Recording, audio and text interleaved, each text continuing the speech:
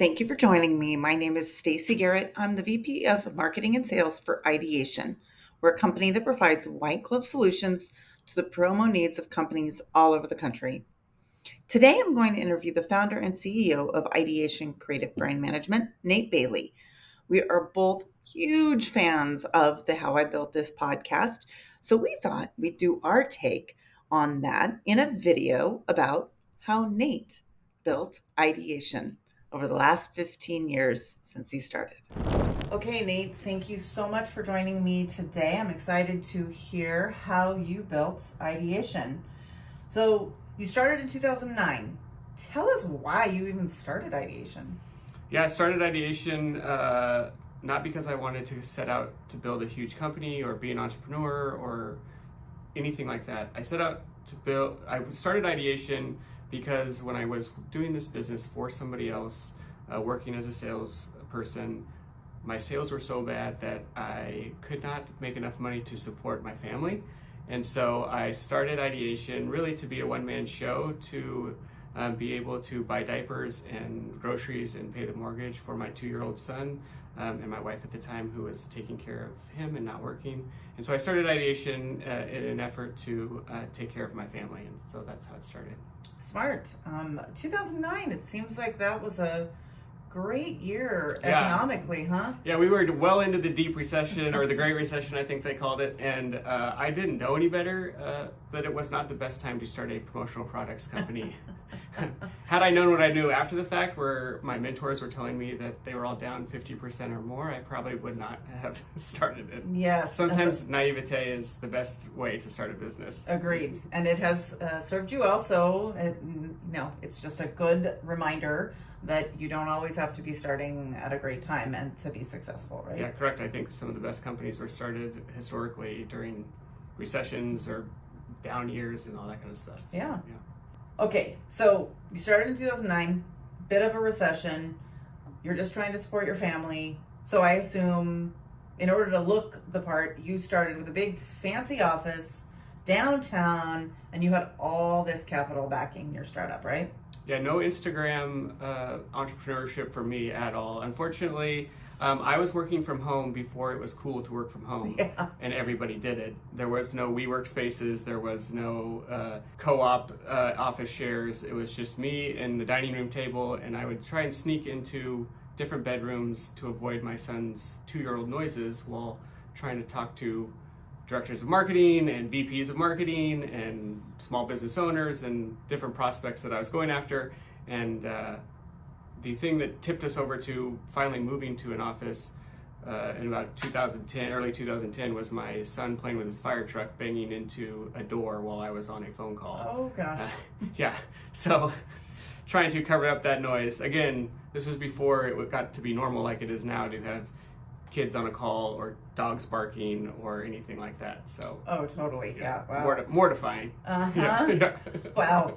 And you probably had a smaller house because you're young, new family. Yeah, new family, small 1,500 square foot, 3-bedroom house. Not a lot of places to hide, for sure. Yeah. So you had tons of funding, I assume. Like, you hear all these stories about all these, angel funders or whatever. I assume you had tons of backing when you started. No backing. Started with the credit cards to buy product. Luckily, I got large enough to need more funding. Of course, couldn't find funding because banks didn't want to give money during a recession to a new business that had no credit and no reason to believe that they would pay it back. And our industry suppliers didn't want to give us terms because we didn't order enough or have a history long enough to qualify for it. And so luckily I was able to get a small line of credit from my dad, which he charged interest for when I used it, and used that to buy, we used it as working capital to buy cost of goods. And unfortunately, as you grow a business, your receivables are smaller than your next month's payables, so you're constantly just robbing Peter to pay Paul. That's so, true. Yeah. Yeah, that doesn't change, as No. you can figure, Yeah. really, right? Yeah. Yeah, I bet it felt good when you finally got to pay off your dad. It's hard owing family money, huh? Yeah, owing anybody money is not fun at all. That feeling, it changes the relationship. Even my dad, who is incredible, never asked for money, never said a word about it.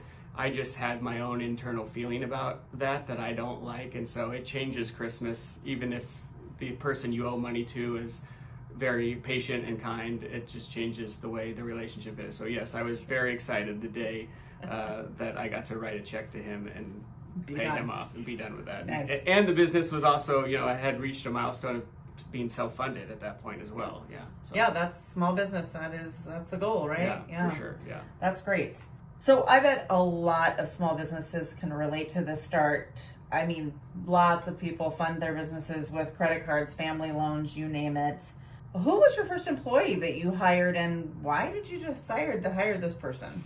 Yeah, my first employee was actually my father-in-law, who retired from a Fortune 500 company and basically joined me for free. I didn't pay him because we didn't have the money to pay him. But I think he was concerned for his daughter and his grandson that we'd be able to make a living. And so him knowing me and my creativity and ability to sell and do the things that were needed on that side of the business, he also knew my lack of skill in organizing the finances, AP, paying bills, all that kind of stuff. So he actually joined us to run the financial side of the business so that I could fully focus on marketing, sales, creative project presentations for customers, and all that kind of stuff. So he worked for me for probably 4 years, three or 4 years for next to nothing, and made sure our books were clean and that we paid our suppliers on time so that as we grew, we could continue to get larger line of credits. Before him, it was one of those, I'd get a phone call from a supplier saying I owed them money. Of course, check was in the mail. They should be getting it any time. I'd write that check, put it in the mail, and hope that money coming in would pass money going out, and that we'd be able to make sure and cover that check. So wow, he was a huge help in taking all of that. I didn't have to think about it I think he was with us for 13 or 14 years. And so I didn't have to think about finances really at all, other than Friday meetings to check on things. So yeah. It was a good hire. Yeah. It's definitely when you need someone that can be the yin to your yang, do fill in the gaps where you have the lack of skills or interest for that matter. Yeah. I, having had worked with him, he definitely was different, had a different style than you, and I'm so absolutely grateful that he was part of the company, and it was a very smart first hire.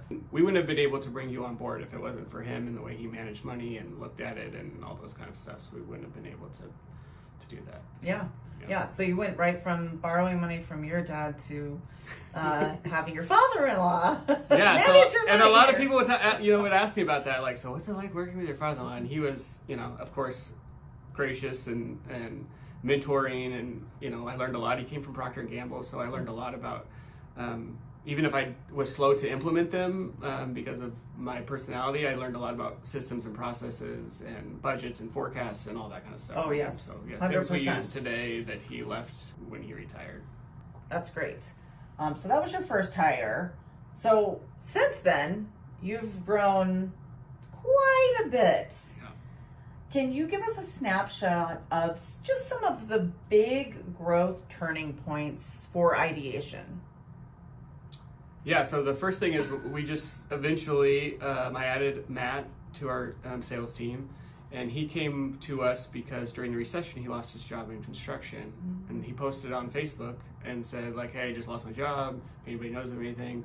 And I was kind of like, hey, I've got this thing that I'm doing, selling swag to businesses. If you want to come do it while you figure out your next move, like I'll pay you, on commission and all that kind of stuff. So he's like, yeah, that sounds good. So he did that. I hired him thinking he'd be here for 3 months while he got another job in the field that he came from and all that stuff. And he ended up staying for 13 years. And so we built a nice little 7-figure business, low 7 figures. I was able to get close to $1 million, and then he added to that as well. And so we were kind of cruising right along. And then everything changed in 2016 when you and I started talking. And we were really talking about your business and how to help you, and that kind of friendship and relationship turned into eventually you coming on board in 2017 and going back to having David. When the opportunity presented itself, I told him about it, and I was like, I don't know if we can swing it, and it's going to be a lot, and all those kind of things. And he was like, no, I think we can do it. And he built out a plan, and you joined us, and then we were kind of off to the races. And we grew from 2017 when you arrived in August to today. We've grown in sales every single year. Yeah, that was some big changes, going from even just having Matt, a one-person show, that you're managing, to having me, and I'm a lot, and I know that. Yeah, Dave, you don't have to agree with me. You're lovely, but yeah, we went from 3 people who kind of did their own thing. Like David took care of the finances, I sold. I didn't really manage Matt. It was like whatever he brought in, he did on his own, and all that kind of stuff. We kept hiring production people, but with the ups and downs of our business, like we'd have periods of time where they didn't have anything to do, so it never really worked out. But then when you came on board, we doubled in people and doubled in revenue, basically. Yeah, immediately, right. So, and then had to hire more people to support all of the new back-end, processing and all that kind of stuff. Yeah, and one of the things that I wanted to ask about is, in those early days, what you seem to have invested in more than people was good software. Yeah. It seems like your investment in software was pretty instrumental in making sure that you could get to $1 million and beyond and scale. Would you agree that that was a big part of one of your growth stages? Yeah, I think one of the biggest things that I did was attach myself to mentors who had companies that were larger than mine, and so I was constantly talking to them about technology. And one of the mentors that I had actually came out with sales software for our industry, and I was the beta tester. I was the first tester for them for a small business, and with less than 3 people, call it. And so we were able to grow that business. We still use it today, and I've always tell them one of the great things about that software was that it made my work efficient as a salesperson, but it also made my work so efficient that I was delayed in getting an assistant. After learning from you what an assistant can do to free up time to go get more business and have that person pay for itself, I was very hesitant to do that until you came on board. And so that technology allowed me to be super efficient, more efficient than most people in our industry on this software. But also the bad side of that was I was so efficient that I didn't have to hire somebody when I probably should have, just so that I could have freed my time up to go get more business. Yeah, so, yeah, that's also a turning point in businesses. Like it's hard to justify an additional staff person.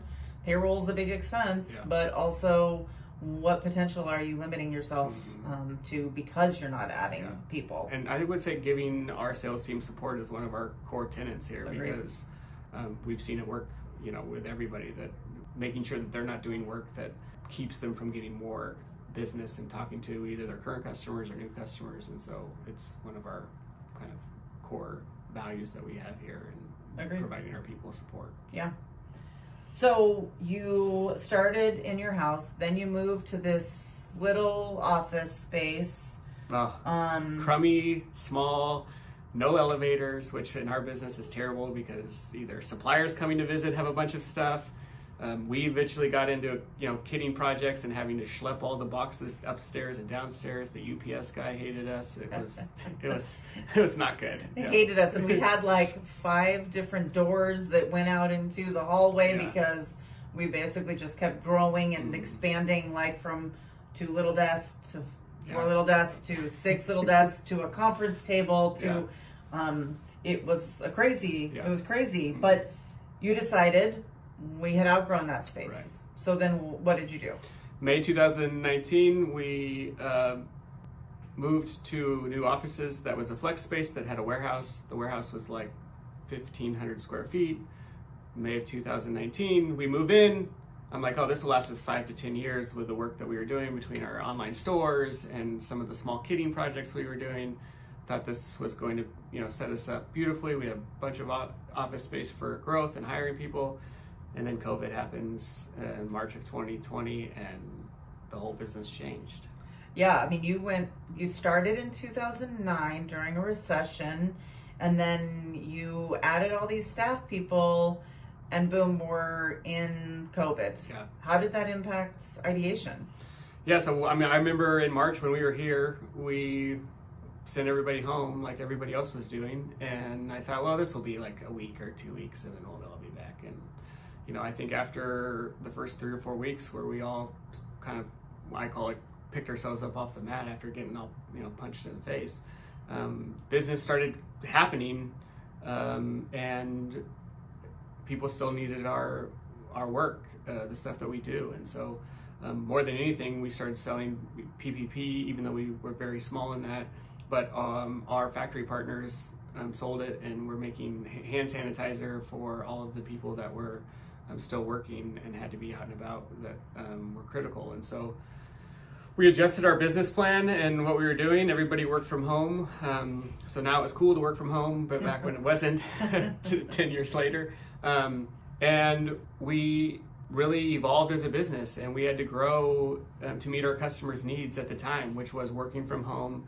And we went from drop shipping, the stuff that we do to our customers' offices or events or sales conferences, to now learning how to be a logistics company and drop shipping multiple packages to residents all across the country and even the world, where our clients, employees, and their customers were. And so that totally changed the business, and we're still in that even today.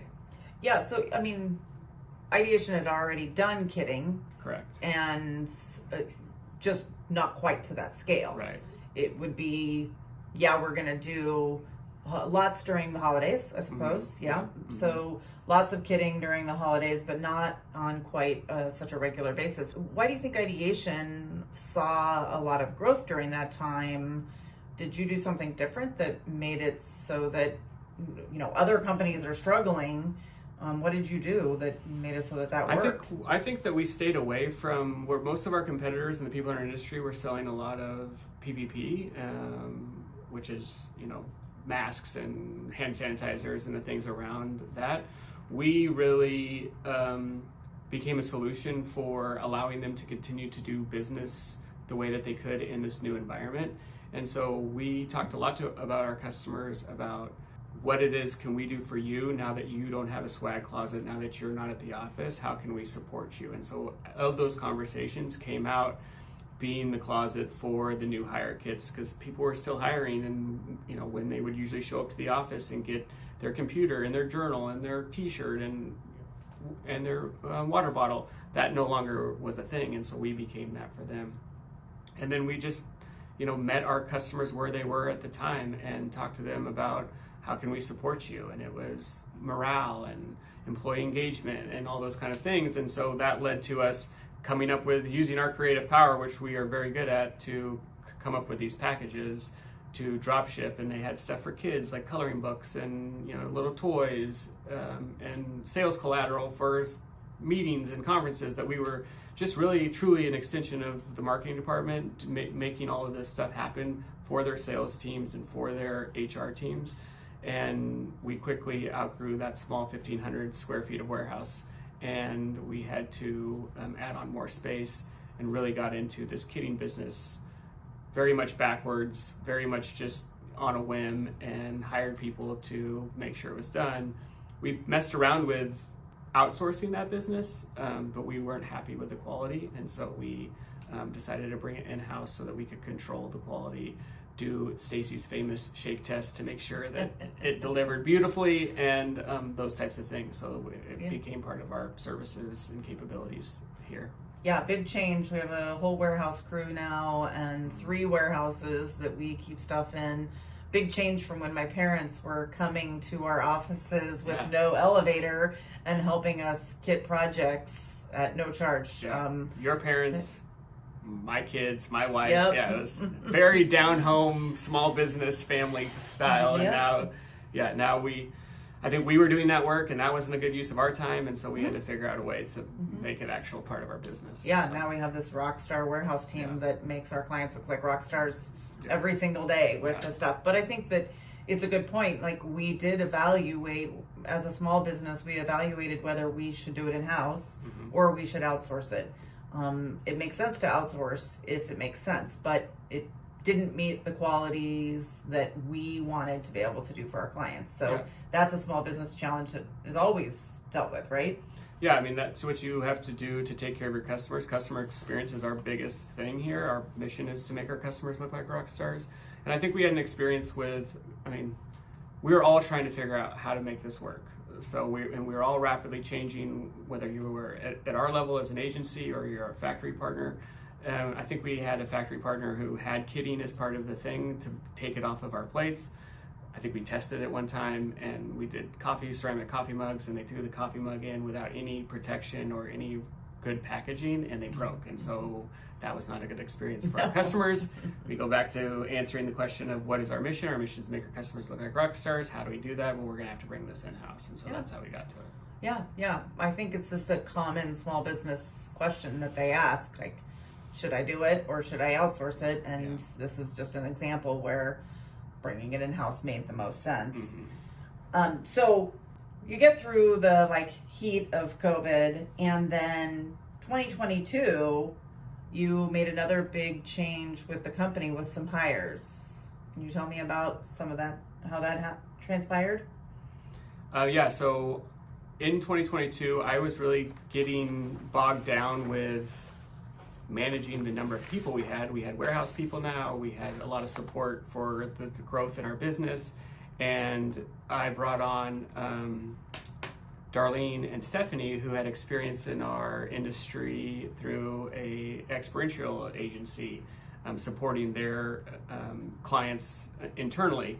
And so I wanted to bring them on because I eventually knew that I needed to stop managing a book of business on my own and wanted somebody that I trusted who valued customer experience and taking care of customers like I did, to inherit my book of business to then take it on. And so they, in 2022, were here for 6 months. In 2023, we started a transition of quickly transitioning my book of business, my clients, and split them amongst the two of them so that they could really spend more time than I was able to do. I didn't like the way that I was being split with managing the business and taking care of customers, and so I didn't feel like I was meeting my own mission of making them look like rock stars, and so I gave that business to them to manage so that I could do more CEO work, focus on taking care of our people.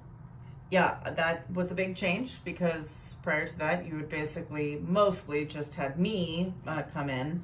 But so you're telling me that from 2009 until 2023, 14 years, you not only managed the business, but you also managed a book of business? Yeah. That had to be hard. Yeah, it was super hard because when you came on board in 2017, I was like, she's experienced, she has a team, I can just give them a corner to work and get out of her way and let her do her thing. And quickly I realized that no, there was a lot more involvement that I had with making sure that you had what you needed to do what you do. And then we just kept adding people, and so those people, needed to be managed and coached and had complaints, just, all those kind of things. And I couldn't really focus on either one well. I was just so stretched too thin. And so, I gave the business away, which was, I adore working with customers. I adore that creative process. Sales is my natural thing. Like, I try not to, as a CEO, fall back into sales because that's what I am really at my core. And, giving up your baby for, over $1 million worth of business to people to take care of was something that was really hard to do, but it had to be done for the future of Ideation, for sure. Yeah. I mean, I can certainly relate, having done something similar recently.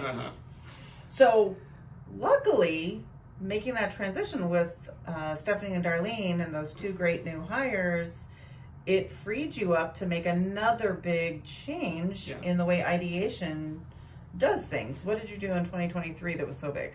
Well, I think getting back to the CEO portion of this, what was really great about freeing up, not managing a book of business, is that I could look at the business holistically and kind of step away from it. And we spent a lot of time during that period of time in 2023 on our mission and on our core values. And so that was our guiding light to how we made decisions on how we hired, how we disciplined, how we did anything really. And we got to a point in 2023. It started in the holidays of 2022, but really it moved into 2023, where the production time for embroidery was 4 to 6 weeks. And so we'd have a customer call and say, hey, we want to do jackets or polos or hats. And we'd have to tell them, okay, great, but it's 4 to 6 weeks. And this wasn't an us problem. This was like an industry problem for any company that did what we did and didn't do it in-house, embroidery in-house. So we decided to bring embroidery in-house because it met our mission of making our customers look like rock stars. And so instead of telling them, 4 to 6 weeks, we could now tell them upwards of 5 to 10 days, sometimes even faster. And that's been a huge add-on to our business for not only meeting our mission, but it also, we've brought on 2 great employees that run that, and now a 3rd. And it's been a really, really, probably one of the best decisions, I would say, in 2023 that we made as an organization, and I probably made as the CEO, as in my first few months as the CEO. Yeah, definitely we are able to make our clients look like rock stars a lot more frequently because we have more control. Yeah, for sure. for sure. So a lot of growth and scaling has happened from 2017 to 2023. It looks like you've won some awards. Things have been happening. Can you tell us a little bit about some of the things that have happened just in the last year, even 2023 to 2024? Yeah, so we did win some awards. We were 2-time Inc. 5000 fastest growing companies. We were one of the top 50 fastest growing companies based in Portland by the Portland Business Journal. We were growing at such a rapid rate that we could not support the business and hire fast enough and train people fast enough to do sales support for us for the amount of business that we had on board. So one of the things we did is we relied on an industry partner who brings people from overseas, from the Philippines, who have 8 weeks of training in our industry, so we can more quickly bring them on board, integrate them into Ideation's way of doing business. And so we made that change, which was significant for us, but needed so that we could keep up with the support that we needed as a business. And then you and I got into conversations about the future of Ideation and what that was going to look like. And so we worked out a position for you to become the VP of Sales and Marketing, to do more with your passion and skill set around making our customers look like rock stars, staying engaged with them, and also just sharing the work we do and kind of spreading the joy of the things that we do at Ideation, because we've been so busy over the last 15 years, especially over the last 5 years, just meeting the needs of our customers, that we haven't been able to tell our story very well. And so you were kind of tasked to do that and have done an incredible job thus far.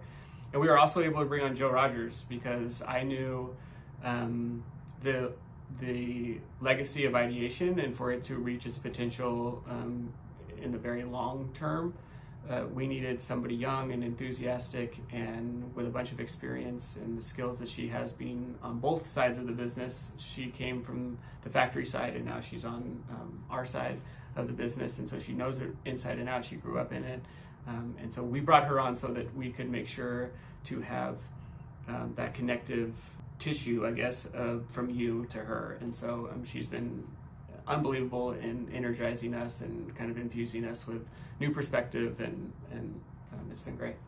Yeah, respectfully, I'm not sure I'd call her young, but she's younger than me. She's younger than you. I'm kidding, Jill. I'm kidding. She is young. Yeah. Well, these are some really phenomenal highlights. A lot has happened in 15 years. I appreciate you sharing this. But I'm guessing it's not been all puppies and rainbows. Were there any tough times during those years that were huge learning opportunities that you can share? Yeah, I think it's all a learning opportunity. It's all hard.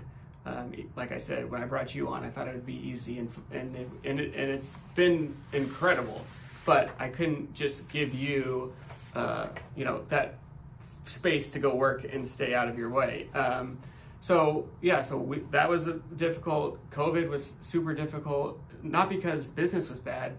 We were lucky that business really was good, but we started a whole new division of our company with 3PL services and kitting and fulfillment and decoration. And it's not like you and I sat around, for 2 years or 12 months and wrote a business plan and how are we going to bring this on and what do we need to think about and all that. We just did it, and then we kind of figured it out as we went. And so, that's been really difficult. And so rapid growth has its problems. Like there is, you start throwing money and people at problems without really being able to have the time to evaluate and assess it. It creates its own set of challenges. And so for 2024, I think that's really what we're doing now. We've got an incredible leadership team that is supporting me with you, that I don't have to come up with all the solutions on my own or think about it or kind of feel like I'm on an island. And so right now I think we are, although pushing forward and still marketing and still have things that we want to accomplish this year, we're really evaluating the business to see what we need to do to be the best versions of ourselves for our customers in the future. And so that's really what 2024 is for Ideation. Yeah, I think that solving the problems with the solutions you have and not doing a business plan is hard and doesn't fit for a lot of people, but I think it is also the nature of the entrepreneurial spirit to see an opportunity, see something that needs to be solved, and winging it, to be honest. Right. I mean, if we had done a real solid business plan around bringing decoration in-house or warehousing in-house, we may have missed our window to do it right and not see a big lapse in our clients. So, I mean, that's part of small business ownership is sometimes you do have to wing it. For sure. And most of the time you're winging it. Yeah, exactly. Yeah, I mean, decision making and speed of decision making, I think, is the differentiator between companies that grow and companies that die. Yeah. And it's not bad or good necessarily to make those decisions, but at some point you have to evaluate, like, okay, we made this work because we've been very successful and this is working, but are we optimized? Are we efficient? Is there technology that we need to make this more efficient? And that's really what we're trying to figure out is, what technologies do we need to bring? Because we can do this right now, but do we have the foundation and the systems and the processes and the technology to meet our customers' needs in 10 or 15 years from now when, we could have 4 or 5 or 6 or 10 or 20 times more business that we have to push out of that warehouse. And so that's really what we're trying to think about. Yeah. Do it and then figure out the plan after. Exactly. Yeah. Learn from the process. Yeah. So you made it through some pretty tough years of, just like most businesses have, and you're thankfully on the other side of that. Some, COVID, a recession, just the world bringing as it is now. The world that it is now, bringing me on because I'm a lot. What's your next big challenge for Ideation? Yeah, the biggest thing that we have to figure out and solve is how do we continue to meet our mission of making our customers look like rock stars. And I have a vision of being a all-in-one solution for our customers that has everything that they need in one location. So online fulfillment, kitting, decoration, which is more than the decoration we have now. We're going to need more embroidery machines, talking about bringing on screen printing, all of those kind of things. And so those are the things that I try and figure out now and solve now. Are there divisions that we're not in for selling that we should be in? And so those are the things that I'm focused on now, but we are going to remain first and foremost customer obsessed, obsessing over the customer experience, obsessing over making their lives easy. And I think if we obsess over that and taking care of our customer, then the rest of this stuff will take care of itself. Yeah, that's great. So one of my last questions here, what do you think is the single greatest opportunity for Ideation in the next 5 years? I think the single greatest opportunity in the next 5 years is our ability to bring on talented people, recruit talented people, because I think we have an incredible place to work. We care a lot about our people. And so I think the people that come on board are going to be able to take the tools that we give them between support and our all-in-one solution, and that our biggest opportunity will be those people going out and sharing our skill sets and our mission with other new customers and bringing them on board. Yeah. Yeah, I would add to that is we are so incredibly obsessed with our customers and making them look good. As we say, and we've said many times in this recording, making them look like rock Mm-hmm. stars. I think that's a huge opportunity for us, is taking those great team members, people that work on our team and the great culture, and matching that with being obsessed with the Yeah. customers and doing what's right by the customers and making them look amazing so that it feels great to Well, work here. and it goes back to your position and what we talked about earlier. We've been doing that and we haven't told that story very well. And so our people know about it, our customers know about it, Mm-hmm. but we haven't done a good job of telling everybody else about those experiences that we've created. And so I'm really excited about the opportunity we have with you in that role, focused on telling that story, because I think that will create floodgates for us in terms of other people seeing that and wanting to experience that as well. Yeah, agree totally. Okay, final question in the style of how I built this podcast, which we both love very much. Yeah. And get a lot of inspiration from. We know that luck and hard work play a role in all businesses. So how much do you attribute your success to luck versus hard work? I'm going to say I attribute most of it to hard work, with luck with an asterisk. So what people don't realize and don't know, whether they see me out and about today or here with our team now, is like there was a lot of 17-hour days, a lot of getting up early and doing all of the customer stuff for the customers when they were working, and then going home and spending a couple hours with my wife and kids, and then working that night until 1 or 2 o'clock in the morning to do either the presentation that needed to be done for the customer that asked for it, or the writing of the checks, or trying to do the QuickBooks. And so there's a lot of hard work. Luckily, for the most part, we're out of that. There are instances that happen with the business that demand my attention, that do bring me back to those 17-hour days. But so there's a lot of hard work. The luck with the asterisk is that we wouldn't be where we are today if it wasn't for the relationship that you and I had built. And I don't think that that's lucky, other than the fact that maybe I was lucky to put myself in the right place at the right time. But I also think that the asterisk is that if you look at people and care about people and invest in people and are there for people, and you don't see whether it's salespeople as dollar signs or people or potential customers as dollar signs, that that pays off in a way that most people don't think about around luck. And so I think being a good human being and knowing that eventually the good guy wins has its merit in all of this as well. Dude, so well said. Every time I listen to how I built this, I hear, when they know that they're going to ask this question, I think, well, based on his story, I would say da da da da da. And based on the story I know about ideation, that is absolutely perfect. It is so much about hard work. We work really hard here. And you create some of your own luck by being a good human. Mm-hmm. And that is great. Thank you, Nate, for sharing this helpful insight on the growth of ideation over the last 15 years. For a list of the top 7 tips of small business growth from Nate's experience, click on the link below in the comments section.